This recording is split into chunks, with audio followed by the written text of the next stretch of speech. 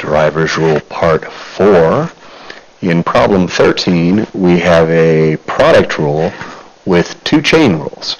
Now let's take a look at this carefully. We have our first function, f. We have our second function, g. So remember, when we do the product rule, we do first times the derivative of the second plus the second times the derivative of the first. So in this problem, we have f prime of x is equal to, our first function is cosecant of the sixth root of x. And we're going to multiply that by the derivative of e to the negative 5x, which would be e to the negative 5x multiplied by negative 5, plus our second function, which is e to the negative 5x, times the derivative of our first function. Now cosecant is our outside function, so we have negative cosecant something, cotangent something. Don't change that inside, so we have to leave that as sixth root of x in both places,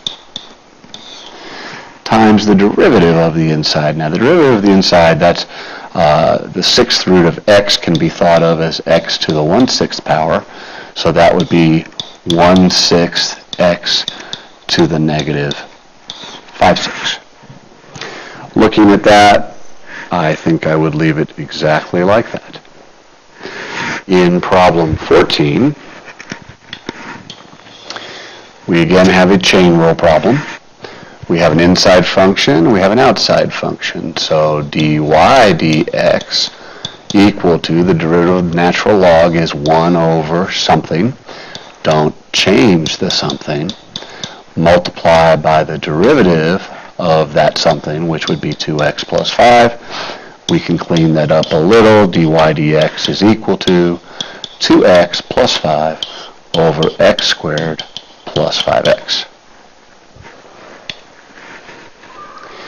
In problem 15, we have some product rule here with implicit differentiation.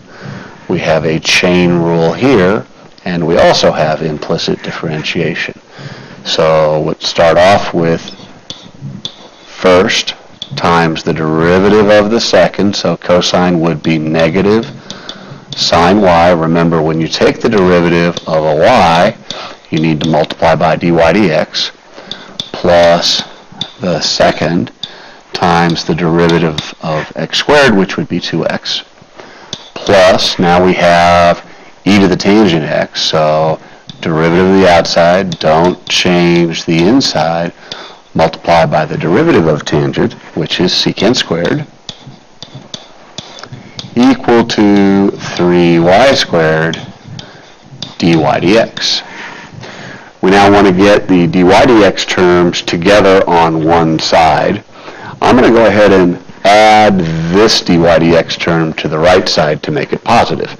So I start off with 2x cosine y plus e to the tangent x secant squared x equal to 3y squared dy dx. And now I'm going to add this term over to the other side, so we're going to have a positive x squared sine y dy dx. I can now factor out a dy dx on the right side. Inside would be 3y squared plus x squared sine y. The left side is going to stay the same, 2x cosine y plus e to the tangent x secant squared x.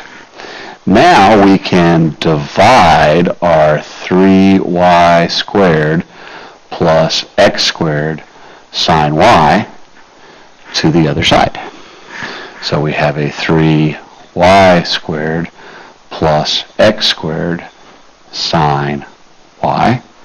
That's going to cancel out that side, and here is our answer.